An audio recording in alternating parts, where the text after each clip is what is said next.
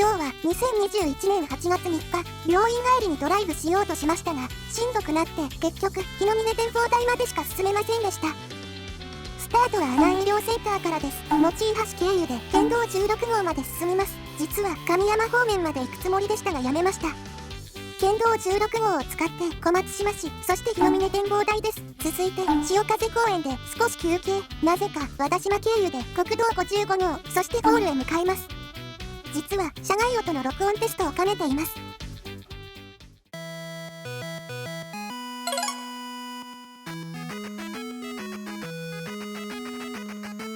さて、日の峰展望台から小松島市街へ降ります。行きとは逆方向です。ここはトイレも自販機もあるし、街灯もあるんで、女性も安心、ドライブコースやね。まあイチャイチャしてる人多いんで遠慮しちゃうんやけど。